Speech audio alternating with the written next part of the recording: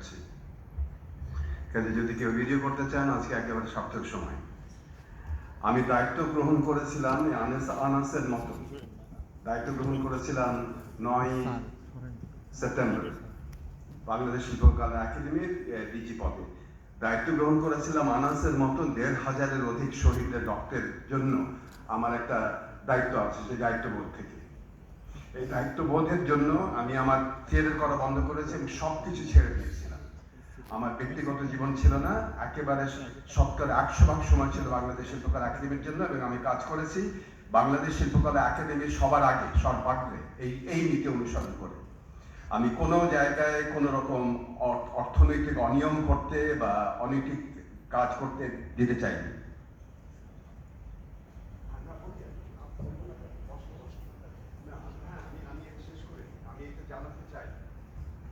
আমি এই কাজগুলো করেছিলাম যেন আমার ছিল প্রথম শর্ত ছিল যেন সচিবালয় কোনো হস্তক্ষেপ না করে। আমি আসিফ নজরুল সাহেব করেননি, কিন্তু ইদানিং এর ব্যাপক আকারে হস্তক্ষেপ করছে। আমি আর বিস্তারিত বললাম না, কারণ আমাদের অন্য অনুষ্ঠান আছে। আমরা চেয়েছিলাম শিল্পকলা একাডেমির জন্য এবং মন্ত্রণালয়ের জন্য, আমাদের সংস্কৃতি বিষয়ক মন্ত্রণালয়ের জন্য 0.5 যেন আমাদের আসে, আমাদের বাজেট বরাদ্দ আসে। সেই 0.5 আসে নাই। বসেন, প্লিজ বসেন, আমি কথাটা শেষ করি। আমরা চেয়েছিলাম 165 কোটি টাকা, সেটা তারা দেয় না। তারা মনে করে যে এটা তাদের জন্য নিজের টাকা, এইভাবে টাকাটা বন্টন করা শুরু করেছে তারা। এবং আমাদেরকে আমরা যা চেয়েছি সে তার 165 কোটি টাকা ধারে কাছে না, বোধহয় কাচিয়ে কুচিয়ে 110 কোটি টাকার মতন হবে, যদি আমার আশাটা পূর্ণ হয় সেখানটা। আমি এতদিন কাজ করেছিলাম সমাজে এই মূল নীতি নিয়ে, যে সমাজের কেন্দ্রে শিল্পকলা স্থাপিত হোক, গণমুখী শিল্প চর্চা হোক, উৎসব মুখর বাংলাদেশ হোক এখানে, এবং হাজার নদীর দেশে বাংলাদেশ যেটা, সেখানে যেন হাজার মত, পথ, ধর্ম, বর্ণ সব মিলে একসাথে আমরা কাজ করতে পারি। আমার উদ্দেশ্য ছিল শিল্পকলা একাডেমিতে অর্থনৈতিক স্বচ্ছতা আসুক, প্রশাসনিক শৃঙ্খলা আসুক, আর মূলনীতি অনুসৃত শিল্প চর্চা আমরা যেন করতে পারি। এই মুনির চৌধুরীর নামে এই উৎসব, যিনি আমার একেবারে প্রাণের মানুষ, যাকে দেখে আমি অনুপ্রাণিত হয়েছে বারবার, যিনি সেই মানুষ যিনি কখনো চিন্তা করেন নাই যে নাটক করতে গেলে কিছু দরকার আছে, উনি সেই মানুষ যিনি জেলখানায় বসে কবর লিখেছিলেন, এবং জেলখানায় কোনো রকম আর্থিক অনুদান সহায়তা কিছু না করে রাত্রেবেলা কিন্তু সেই কয়েদিরা, কমিউনিস্ট পার্টির কয়েদিরা কিন্তু নাটক মঞ্চায়ন করেছিল ভাষা আন্দোলন পরে 53 সালে। আমি এই মনির চৌধুরীর নামে আমি গর্ববোধ করি।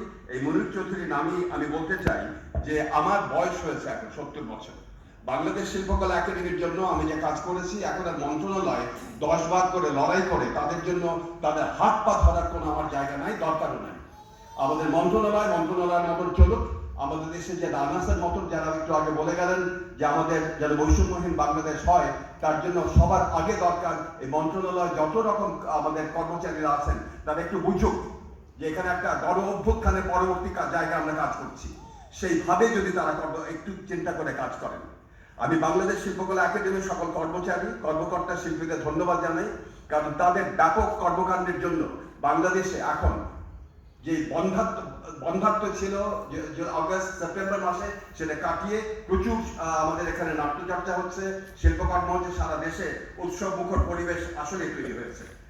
আমি এই জন্য এটা সঠিক সময় মনে করি যে আর বোধহয় ভবিষ্যতে কাজ করা সম্ভব হবে না এখানে।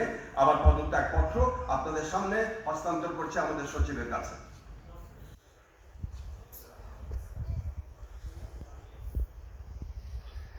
আমার এখন ফিরে যাওয়া দরকার আমার নিজের কাছে। এখানে আমাদের আমলাতন্ত্রের পেছনে 10 বার ফোন করে টাকা আদায় করা আমার ব্যক্তিগত কাজের না জন্য না, শিল্পকলা একাডেমির জন্য। সেই কাজটা না করতে পেরে যদি না করতে দেয়, এবং তার জন্য যদি আমাদের পদে পদে বাধা দেয়, তাহলে আমার এখানে থেকে লাভ নেই।